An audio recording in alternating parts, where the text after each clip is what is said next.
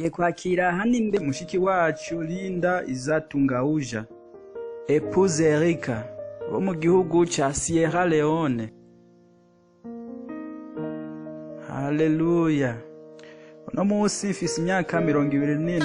Ndashimira umwami Yesu uko mu kiringo c'imyaka 26 ubuzima bwanje bwabaye bubi cyane.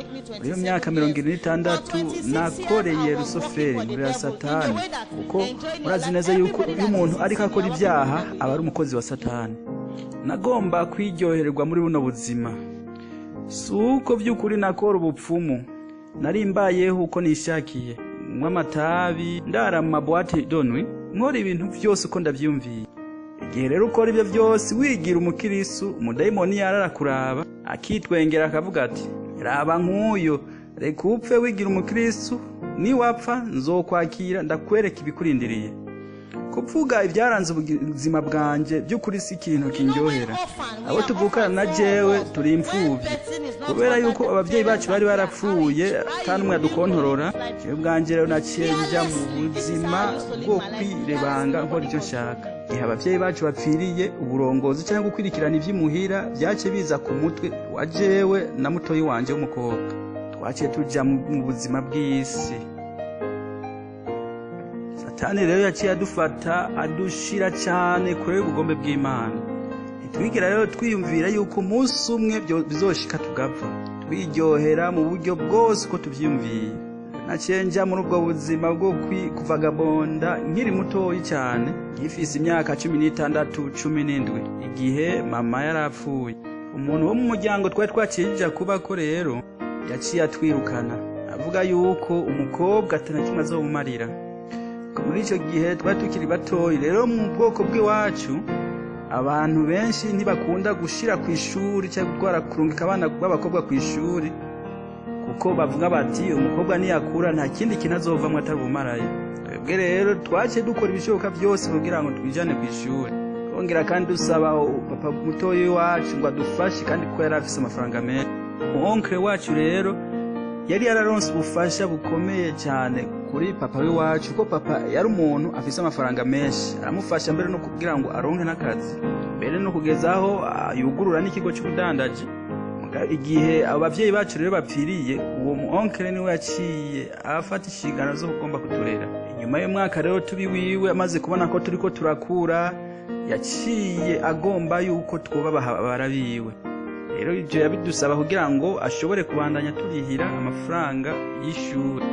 Mutoyi wanje rero umukobwa na jewe twaravyanse, turamubwira duti wewe uhagaze nka papa wacu. Rero twace twibaza ati mbega tuzoja hehe, kuko nta muntu n'umwe twari tuzinanye. Icyo twari tuzi gusa ryari ishuri twajako n'ishenge twasenga naho twaba gusa, abandi bantu by'ukuri twari dufise twari gushobora kwitura.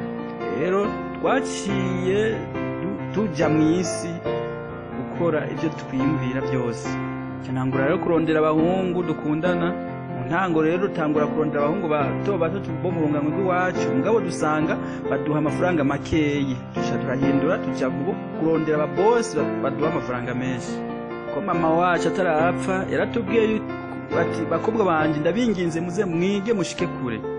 Twaciye rero dukora ibishoboka byose kugira ngo twereke abari basigaye mu muryango wacu ko bishoboka ko umukobwa ashobora kwiga. Kuva icyo gihe rero je naciye ntangura gusohokana n'abantu bafise amafaranga menshi. Hanyuma ndaheza secondaire, natanguye kwirihira amafaranga y'ishuri kuva ku myaka 15, hamwe kandi n'amafaranga y'ishuri ya mutoyi wanje Finda. Kuri jewe yarakira umwana. Jewe na wankurikira twaciye tugabanganya abana twari dusanzwe dufise. Mutoyi wanje acakurikirana Finda, nanje akurikirana musaza wanje mutoyi wanje. Igihe rero hari nk'umugabo ntumbereye, ikintu natangura kumubwira nimba ukeneye kumfasha ndafise mutoyi wanje, nimba womfasha nawe nyene umufashe. Kuba rero twari dusigaye turi imfuvyi byatumye duca mu bibazo byinshi, byatumye mbere tunarira. Twebwe rero twari tumenyereye kuba mu nzu nziza kandi niniya. Data wacu rero yaciye afata ibyo byose twasikiwe n'abavyeyi, inzu n'ibindi bikoresho byose barabigurisha. Igihe cyose twavuga rero ati data wacu waradandaje inzu, dandaza n'ibindi bintu papa yadusigiye. rero ndakeneye amafaranga yo kuriha kwishura. Twishura ati nta mafaranga mfise kuko ngo watwaye frigo cyangwa ikindi kintu yatubwira yuko atarariha. Nuko rero ibisigi vya data byose byaciye bihera umuyongera. Byatumye rero nshavura cyane. Naciye rero mbwira Imana ati Mana wewe bamavuga yuko uri se w'imfuvye mugabo byose biko birashika nta nakimwe uri kurakora. Rero ko biri iruko jewe rero ngomba nje mu buzima bwo mwisi. Rero bijo gihe cyampamvya abagenzi babikwere. Mugabo rero nubwo nagiye mwisi nari haye ingingo yo kutazopfa mvyaye kugeza mpejeje amashuri yanjye. Ko amafaranga kandi nzoza ndaronka nzoza ndayakoresha mu by'ishuri gusa. Rero byaciye bituma njya kwa muganga kurondera imiti yo kutabyara. Hanyuma ndakazanya kugeza mbere nshitse no muri kaminuza. Gihe kwishuri batumye ku inama y'abavyeyi cyangwa abanyeshuri jewe bwanje rije nigira. Nabwira rero abayobozi ko jata abavyeyi mfise ko mpagaze mu gishingo cy'abavyeyi kandi nkongera nkaba n'umunyeshuri. Kandi rero naragenda mbere no mu nama y'abavyeyi ku banyeshuri. Nimba niko ndavuga ibi nuko hari abantu bakora ibintu hanyuma bakacavuga ngo Imana ngo irabibona. Imana ntabyo ishobora gutahura. Iyo ukoze icyaha nukumenye neza yuko wacumuye. Reka nyarutse naye yanje rero ngo maze gushika kuri kaminuza naciye ndahasanga bigeme b'abagenzi naciye nja muri bo. Kandi abo bakobwa rero nahambije umugwi wabo wari w'abana b'abategetsi bafise amafaranga menshi. Twaciye rero tujya mu byo kunywa inzoga. Bambwira rero yuko ngo igihe cyose no bafise ibibazo no bashavuye cyane no bafise ibyumviro byinshi bazondonkera ibintu bizotuma umutwe wanje utekana. Niko kuko rero guca banyigisha baranamenyereza kunywa urumogi. Ubwo rumogi rero nararumenyeye kugeza naho hageze igihe aho bitakunda ko nshobora kurya ikintu ntamanje kunywa ako kamogi. Rero turanabandanya tujya mu buzima bw'ubusambanyi. Twara abakobwa 26 twambara kuri mode igezweho, dukoresha amavuta y'ubwoko bwose yabagezweho. Y'ukuri umubiri wacu twari tuwitayeho kuko ngo twavyivugira umubiri wacu abwizo kuduha amafaranga. Bere ibyo asaba rero yuko umubiri wacu tuwushariza. Nico gituma n'amampanura abakenyezi bagerageze kutaza barambara ivyo bintu by'ibisharizo kuko ari bigirwa Mana baba bambaye. Twari tuzi ko ari abagabo badashobora gusohokana n'umukobwa cyangwa umugore wari we wese. Ibyo twiyambika impuzu cyangwa ibisharizo bizimvye kugira ngo babagabo badapfa uwo basohokanye batubonye babone by'ukuri ko turi abantu bangana nabo. Ko ari abagabo bamwe badapfa abo basohokanye baraba n'ingere nabo babifashe. Amafaranga menshi narakoresha mu byo kwisiga no byo kwambara. Nkafata n'umwanya munini yandiko nimakiya n'ikimirongo mu maso. Ibintu mubona ngaha hanya ku mubiri wanje ntimwibaze ngo ni ikaramu ariko ni tatuwaje. Nafise rero amatatuwaje cyangwa ibyo nicafyeko aha ku maboko no ngaha ku mugongo. Nambara amashenete mu gikenyerero, nkayambara ku maguru, nkayambara no mu izosi. Nambara amaherena 6, 3 ku gutwi kumwe andi 3 kundi gutwi. Nashira kwingohe nguze mu isoko ku buryo nabambona amenga n'umupfumu. Nambara ingohe za fake buryo mbere hariho nabambona bakibaza ko nmenga no bandi umupfumu. Ubu niho abantu batangwe kuzarabona inzara zanje navukanye mugabo kare nashirako inzara naguze mu isoko. Mugihe rero mbona hakira abamama bacambara ivyo bintu kandi twamaturiko turababurira cyo bwanje birantwenza. Abantu benshi bavuga yuko mpuguza iyo ndiko ndavuga yuko umuntu yambaye imishasi ya fake kuzimu agira ibyago bagira ngo nukubesha. Abantu bakunda bavuga turababeshi iyo tuvuze yuko abakenyezi bambara amapantaro iyo mu kuzimu iyo bapfuye bagira ibyago bakababazwa. Kidutangaza nuko hari n'abapasteri mbere babatera impigi ngo nibayambare. Bababwira yuko ngo hari amapantaro y'abagore. Wewe wa mupasteri uvuga ivyo umenye ko no mu kuzimu uzobandanya bivuga. Jewe nta nikanzu nari mfise amapantaro gusa. Naragerageza igihe cyose naba nambaye ipantaro nkagerageza uburyo bwose ipantaro ritaduga ngo rishike neza mu gikenyerero hama hejuru naho nkaca nambara gahuzu gafatira cyane. Ikintu cyose narondera kwaro kugira ngo ndonke umugabo ashobora kuma amafaranga. Iyo rero ninjiye mu rusengero sinicara hariho hose. Nareraguza mu rusengero hose. Hari abantu hari umugabo nshobora kwicara imbere kugira ngo mu kiringo cy'amiga yose umugabo nicaye imbere aguma ndaba inyuma. kugira ngo angomwe. Imiryango myinshi yari mu marira kubera akagwi k'iwacu k'abakobwa 26. Iyo bugorovye kenshi wasanga nibereye mu maboite donwe. Muri make nagiriye mu buzima bw'ubusambanyi kuko nabwirizwa kuronka amafaranga uko byagenda kose. Nihaye intumbero yuko atamuntu numwe nzogirira impuhwe kuko abagabo benshi bameze nabi. Nubwo bafise amafaranga yo kugufasha, kenshi agumanza aho gusaba ngo mumanze mujyamane imbere yuko agufasha. Nanje ubwanje rero nari nihaye intumbero yuko atamugabo numwe nzogirira impuhwe cyangwa urugo, naho umugabo yoba yubatse cyangwa afise abana atunze. Jewe cyari ndaje shinga kwa rukuronka amafaranga. Mu gihe abantu rero banyagirije yuko no bandi umurozi cyangwa umupfumu, gikubwanje ni nkukuntera inkuru ko nobaye umupfumu, nobaye narisha abantu benshi muri Sierra Leone, kuko nibwira yuko abagabo bose muri Sierra Leone bameze nabi. Babona uri mu bibazo mugabo nta nakimwe bagufasha, kandi by'ukuri bafise amafaranga. Naho babona uri umupfakazi kugira ngo bagufashe, bamanza aho gusaba kuryamana mbere yuko bagira ikintu na kimwe bagukorera, naho bana bagenzi b'umugabo wawe. Jewe by'ukuri nari mfise ubuzima bwo kwirekura, kuko nk'uno munsi nashobora kwirarira ku bagenzi. Umunsi ukurikira tukaja mu misi mikuru mu maboite donwe, umunsi ukurikira ugasanga twibereye kuri plage ku musenyi. By'ukuri bwari ubuzima bwo kugendagenda, mugabo ugasanga ndaronse umwanya wo kuja kw'ishuri. Mbere hari igihe byashira ugasanga ndanabuze n'umwanya wo kuja mu ishuri. Iyo bambagiye ku ishuri naho nasivye, kenshi wasanga ndiko ndabesha avuga nti muvyaranje yapfuye cyangwa undi w'umuryango yapfuye. Nari mbaye mu buzima bwo kubesha, ko je cyo nishakira kwaro kuguma nigendagendera mu bagenzi. Umugabo twagendanye ubwa nyuma imbere yuko umwami duhura yari mu Islamu yubatse. Umugore wiwe yari mu marira, yaramamaga mananje ndamubwira nti nutisonzesha iminsi 7 umugabo wawe nzosubira ku murongo. Igihe rero cy'itariki 15 z'ukwa kabiri, aho ubuzima nari maze n'igihe bwahagarara.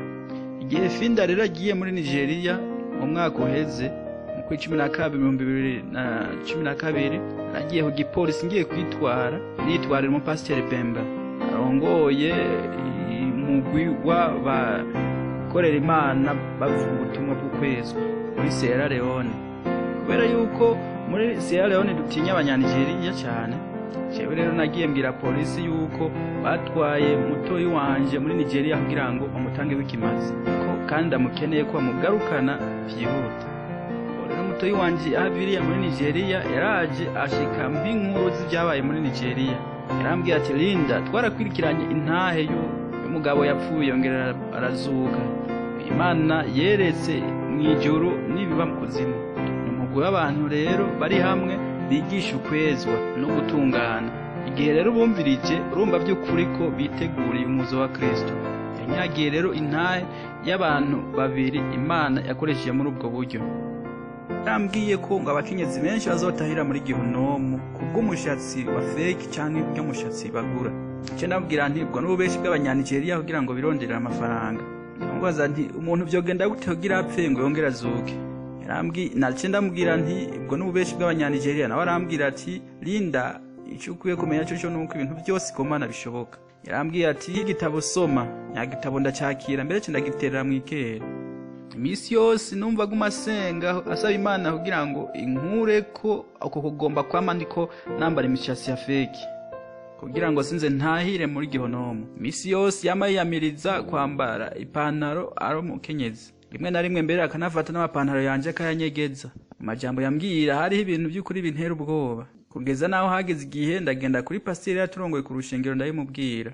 Yaramubwira nti pasteur, kuvaho mutoyi wanje aviriye muri Nigeria yamambwira ibintu bintera ubwoba. Nk'akarorero yamambwira ngo kwambara ino mishasi twigurira mu isoko ngo bizodutuma tujya muri Gihonomu.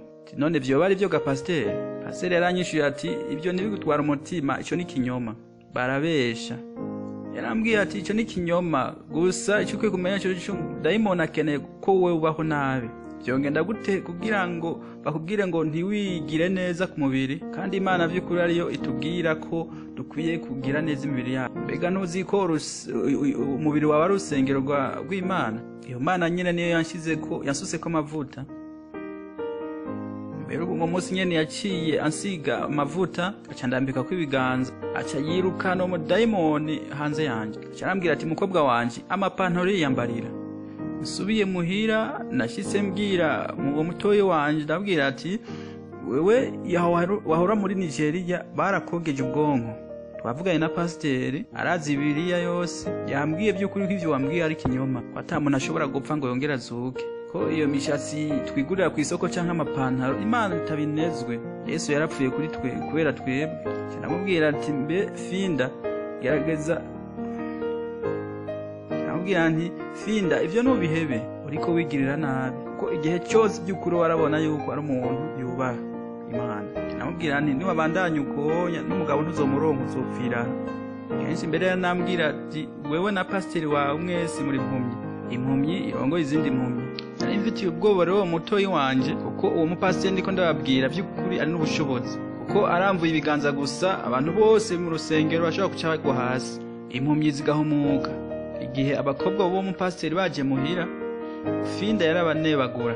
Kenshi nagira n'ubwoba yuko abo bakobwa bashobora guca bashika bayivuga kwa pasiteri, kuko kandi ibyo pasiteri wacu yavuga byaraba, kuko nari mfise ubwoba ko ashobora kumuvuma akahandurira n'indwara canke agasara.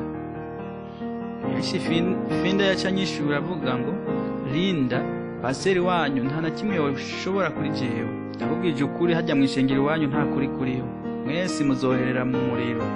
Muri make abapasiteri benshi muri Sierra Leone baragwanye cyane ubwo butumwa bw'ukwezwa no kugororoka. Ibintu rero byarahindutse kuri jewe itariki 15 z'ukwa kabiri, igihe napfa by'ukuri nkabona umuriro. Ibintu rero byose byatanguye itariki 13, itariki 14 na 15 nari ahantu higandaro, mugabo nkaguma numva ijwi riguma rimbwira yuko mpava mpfa. Manibaza ati none iryo jwi ni ryande? Akare narabuswe mbona umengo bariko barampimbagura n'imbugita. Umuntu yari karapfa irababaza. Nico gituma kenshi muhora mubona abantu bariko barapfa bona batera imigere. Rero muri aho gatondo narakomye ndura ati Finda, nawe caraza ariruka mu cyumba aho narindi. Kirambaza ati habaye iki? Ndamubwira ati ni by'ukuri ndiko ndapfa, sengera. Kirambwira ati nuze va kuri ico gitanda nuze. Ndambwira ati hagarara, ariko ntibyashoboka kuko mu maguru yanje nta buzima bwari. Naguma ngerageza ko twogumana, mugabo nkumva by'ukuri ko ubuzima ariko buragenda bukebuke. Yabonye amaso ariko aramera nk'ayaroka, nawe kiratangura by'ukuri amaze kubona ko bitoroshe, asenga mbere mu ndimi. Yaciye ahamagara mu miryango bose arababwira ati hari ikintu kitari bagera neza kuri Finda. Cyatangura mbere no kumusengera, bafata amazi akanye bayansukako. Mara numva ndiko ndaribwa mu nda, mara nkumva umenga nkeneye kuri toilette, mara nkumva umenga nkwiye gusohoka. Geze naho Finda ambwira ati Linda, nutekane uze wicare ngaha, tekana hama ndagusengera. Geze naho yambwira ati nuryame ku maguru yanje. Aciye njyama hama cyamfata mu maboko yiwe, cyandaba maso yatukuye. Aciye akanya yarambwiye ati igihe yabona ariko araraba imishatsi yanje, ari imishatsi y'imiterano ari ku mutwe, arabye ibikomora inambaye ku maboko, impeta nari nambaye ku ntoki, inzara nari narashize, inzara zingurano nari nashize ku maboko yanje, ingohe zingurano nari nashize ku maso yanje. Finda rero yacyatangura gusenga avuga ati Mwami. Acarambaza ati mbega Linda, urashobora kwemera Kristo umwanya? Acarambwira ati subiramwe aya majambo. Arambwira ati Mwami Yesu, izina rya Yesu. Ndavuga nti Yesu. Nagerageza uburyo bwose kugira ngo mpamagare izina rya Yesu. Ndavuga ati Yesu Kristo. Ariko kandi ngerageza kwivuga byanka gusohoka. Ni nkuko umengo Satani rero yarafashe ikibuye kinini yagiterera ku munwa wanje kugira ngo anzibire umuntu wasimvuge. Yavuze n'akaruru, ubuzima bwanje by'ukuri bwari bwagiye.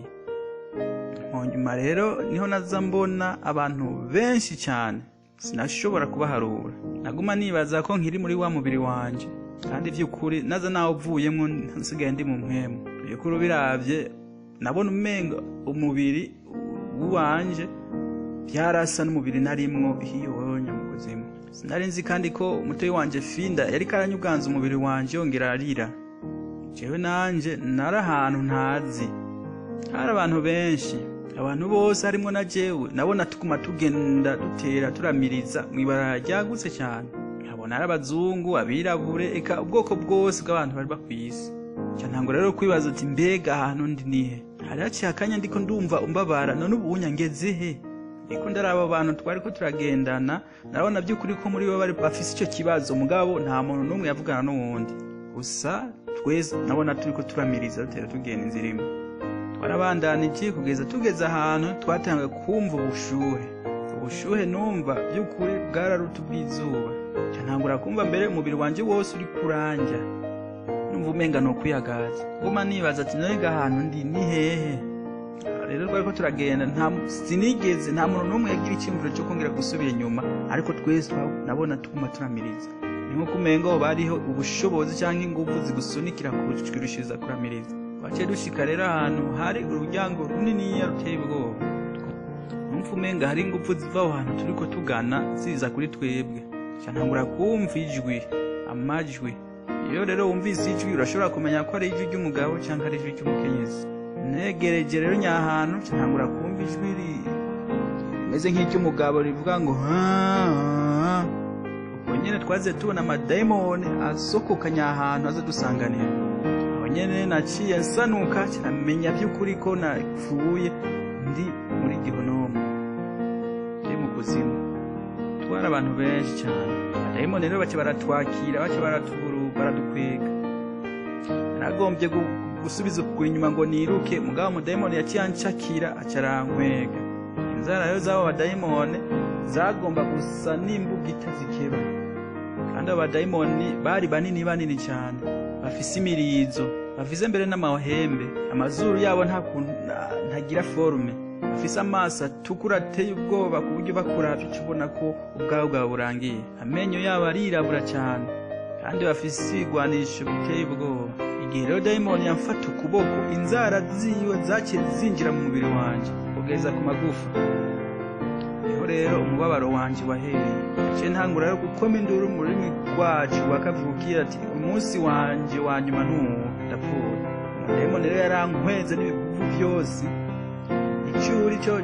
Icuri ntacyo bibatwaye, bo baragufata bakagukwega gusa. Izimu rero ni ahantu h'umwiza cyane kandi haniniya cyane, cyuko bikoze gusa wumva amajwi y'akarura abantu bakuma induru, wumva amajwi gusa akoma induru mugabo kandi nta muntu ubona. Bashobora kumva ati amazi, bashobora kumva ndarushe, bashobora kumva umuriro, bashobora kumva ati gezaho, bashobora kumva ati ngirira ikigongwe. Ugeze rero mu kuzimu ni uco wibwira ubwawe yuko Yesu ari we nzira n'ukuri n'ubugingo. Ushaka uba mu mizirima, ushaka ube icyaboneshayo canke irindi dini ryose urimo, hariya abantu bose bariyo bahamagara izina rya Yesu. Kw'isi uri umukristo w'akazuyazi, mugabo umenye neza niwapfa ugashika hiyo mu kuzimu uzohabwa igihano cyo kimwe n'urya muntu atigeze yizera Yesu umwami n'umukiza mu bugingo bwiwe. Mu kuzimu huzuye amarira, umwiza n'ubwoba biragufata, induru z'abantu ziteye ubwoba zikagufata, zikagutera ubwoba. Ntibinakunda yuko wonazibira n'amatwi ngo ntiwumve izo nduru. Kandi icyo umenya cyo nuko nawe uriko utera ugana aho hantu uzobabarizwa. Induru igutuma utakaza umutwe. Nta muntu n'umwe ashobora kwihanganira umubabaro canke ibikorwa bikorerwa yepfo mu kuzimu. Abadayimoni rero bacatangura kumbwira ati Linda, uno munsi turagutortira, turakubabaza.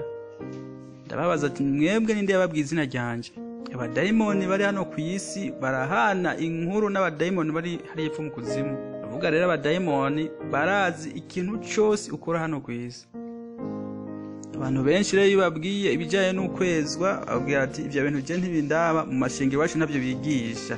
Mbwo icyo umenya cyo nuko hari yepfo mu kuzimu abadayimoni bose bazi ikintu cyose wumvise, kandi witege ko bazobikwibutsa ubwabo mu kuzimu atahukije.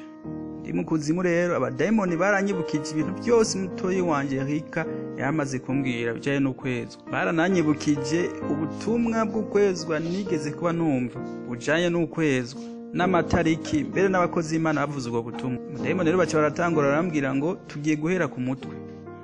Ndabaza ati none umutwe wanje n'umushatsi wanje wakoze iki ku Mana? Baca barambaza ati nena ntavyuzi. Urashobora kumva amajwi yabo kuko iyo bavuze bavuga nyine mu buryo buteye ubwoba, banuka nabi cyane. Yumvire nk'umunuko w'imbwa yaboze, amagi yaboze, imyavu yaboze. Iyo minuko yose uyishize hamwe ushobora gushikira umunuko uri mu kuzimu hari yepfo.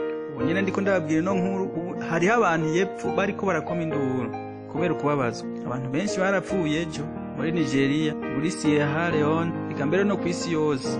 Bamwe muri bo bari epfo kubabazwa mu kuzimu, ariko barabona n'amaso y'iwabo ibyo ndiko ndababwira no munsi. Abantu bamwe Imana yeretse ukuzimu baragerageje gukora amavideo n'ibicapo bishobora kwerekana ishusho yo mu kuzimu. Abapfuye ejo rero bariko baravyibonera n'amaso yabo. Urashobora gukora icyo ushatse byose, ubandanye wiyambarira amaherena, ubandanye wibera mu cyaha, mugabo umunsi wopfa uzoca ubona neza ko ibitego turavuga uno munsi ari ukuri, kuko umuntu wese arafise umunsi azopfiraho. Nabwiye amadayimoni rero ndababaza ati mbega umushatsi wanje wakoze iki ku Mana? Dayimoni arambaza ati mbega ntubizi rero uyu mubiri wawe ntusuwi wawe. Iyumvire umudayimoni ambwira ubutumwa nk'uko, mbega ntiwigeze umenya neza yuko kizira kudefuriza imishatsi cyangwa kuyihindura, kwishyirako amameshi no kugira ubwo bucube bumeze ukuntu ku mutwe wawe? Abapasiteri batari bake bari bamaze kubimbwira, mugabo ndi yepfo narishe amadayimoni ndababwira yuko ntari bwigere ndabyumva. Naguma nibaza ko ayo madayimoni yepfo mu kuzimu ari amazombi, ubundi bwo bwari jewe nari zombi. Abadayimoni rero barambwiye ati nta muntu umwe ari bwabikubwire ku isi. Narabwiye amadayimoni ati pasiteri wacu ntigeze ibyo ntabimbwira, kandi nivyo. Barambajije ati mbega ku isi ntihari bwumva umuntu n'umwe avuga ibyo bintu? Abadayimoni barambwiye ati turazi neza ku isi ko ari abapasiteri bagororotse bigisha ukuri, ijambo ry'Imana. Abadayimoni rero babazi bose. Baranambajije ati mbega ubwawe ntibigeze ugisomera muri Bibiliya? No mu kuzimu narabesha, kandi by'ukuri ari ikinyoma cyatumye nja hariya mu kuzimu. By'ukuri nta muntu yisanga mu kuzimu cyangwa muri Gehonomu kuvy'ukwihenda cyangwa kuvy'ubusabusa. Umuntu ajayo kubw'ibyo yakoze. Imana ni ukuri. Iyo watabwa muri Gehonomu ntuzubaze ngo kubera iki, kubera ibyo uzoba wakoze, kubera icyaha cyawe. Biranditse neza yuko abeshi bose bazora ko Gehonomu. Ariko raba ndiko ndabesha imbere ya dayimoni, ukuvuga yuko ntigeze njya ku ishuri. Dayimoni yavuze ngo dayimoni yese zirambwira ati mutoyi wawe yarabikubwiye kenshi, abapasiteri batari baki barabikubwiye, kandi nawe wavuze ibi n'ibi n'ibi n'ibi n'ibi. Mu byo wabishura bababwira ngo ntacyo bitubaye. Si wowe wenyine, turazi ko rero n'abandi baguma baza. Turazi neza ko abana b'abantu bakunda hano hantu, bakunda Gehonomu. Nico gituma natwe imisi yose ngaha tubakira. Ico ziravuga ati turazi biba kw'isi, turazi ko abantu batazoja mw'ijuru, bazozino badusangino. Benshi n'abakirisu b'ibinebwe bose bazosanga no muri Gehonomu, kandi nivyo. Abantu benshi ntibakunda ahantu bavuga ubutumwa bw'ibicano kwezwa. Benshi bacavuga ngo ni prison ngo nagasho. Abantu benshi rero bakunda ahantu bigisha gutera imbere, gutunga no kugura amamodoka. Igihe cyose muhamagara abapasiteri ngo nsengera, kandi nawe ubwawe ushobora kwisengera, ukababwira ngo ndamene ku mutwe ngo nunsenge, akagusengera mukacurangurura kuryama nawe utisengeye ubwawe. Abakristu b'ibinebwe bariko bajya bahonera amahonero. Umudayimoni umwe acavuga ati zana ipasi fero. Je numva bambaza ibibazo nkagira ngo bariko barafyina. Mukanya gato ibaci bamfata barandada nguma hamwe na hamwe. Kindi mwomenya nuko hiyepfo mu kuzimu ugumuri gusa. Kire bari bamfashe menga ntihigatanya cyamfashe. Abadayimoni hiyepfo mu kuzimu barakomeye incuri igihumbi gusumva mu. Yo ushobora kubagwanya ngo batsinde. Mbega izo ngufu zikura hehe zo kubagwanya? Ucinjiye gusa muri Gehonomu cyangwa mu kuzimu utangura kudendebukirwa, inyota ikakwica, umuriro ukakwica, ubushuhe, imyotsi, induru, umunuko. Ibyo vyonyene nivyo biguhura ugacika koyigoye, ugatakaza ivyiziki. Abadayimoni rero bamaze kumfata bakandada, sinashobora no kunyuganza ukuboko. Ubwo nyene ziyambona bazanya iferu, ipasi ishuhije yatukururiye. Iferu rero natangwe no kuyumva bero batanayishirako kubera ukuntu yashuhijwe. Abantu benshi rero baribwira ati mbega uwo mukenyezi ariko avuga iki? Beho umuntu arashobora gupfama ngo abantu bakubabaza hiyepfo ukongera ukagaruka kandi ngaha ku isi. Nico gituma ndababwira yuko Yesu ari umwami, wowe gikekeranye. Menya neza ko byose bishoboka ku Mana. Rimwe na rimwe iyo hageze gushinga ino ntahe, ndasaba Imana ngo imfashe kuronka amajambo nkoresha kunifata, kuko benshi temera yuko yepfo nagiye kandi nababarijweyo. Ngabe ico nzi nuko uri yepfo ukunyene wumva umuntu akuri ikintu mubabara ni yepfo umubabara kugenda. Abantu benshi rero bimvira yuko iyo umuntu apfuye biba biheze uba ugiye kuruhuka, ariko ninde yababwiye babandanye babara nk'uko rusanzwe babara uri ku isi. Ngaha ku isi iyo hari umuntu ariko akubabaza, rimwe na rimwe abantu hari igihe babwira ikigongo, kandi hari n'igihe yakubabaje cyane ushobora no gupfa gutyo ukaba ukize imibabaro ya wa muntu. Mugabe yepfo mu kuzimu abadayimoni bazoguhimbagura mu bihimba kandi ntuzopfa. Icyo uzokora uzobabara ukoma induru mugabo ntawe uzobigukiza. Yepfo rero mu kuzimu abantu icyo bakora ni ukoma induru kandi ivyo rero abadayimoni ntacyo bibabwiye. Igihe rero bafata iyo feru ishushe bakayishira mu mushatsi wanje, iyo rero mu kuzimu abadayimoni igihano cyose baguha barakubwira ati kituguhanishije kubera icyaha iki inyo, bakubwira ati tuguhanishije kino gihano kubera iki cyaha wakora ukiri ku isi. Tiraba iki gihano naco ni kubera iki kindi cyaha wakora. Arambwiye ati ku isi bakumwesha ibikasi y'ubwoko bwose n'inshinge bagashiramwo n'ikwashi niki n'amashene yose ugashira, kandi ibi byarakunezera. Natwe rero tugira tukumwesha ino feru ishuhije kandi biraza kukunezera. Naguba nibaza yuko ko bari ngufyina iyo feru rero bace barayingiza by'ukuri mu mutwe wanje, umutwe irinjira wamenga ni hakurya ufashe ifi ukayiterera mu mavuta ashuhije kujya kuntu isherarira. Nagerageza kugwana kugira ngo nkureho umutwe by'ukuri narababara cyane. Sinigera nibaza yuko umunsi umwe no kwisanza aho hantu. Jewe mu byo nizera yuko hari umuriro gusa.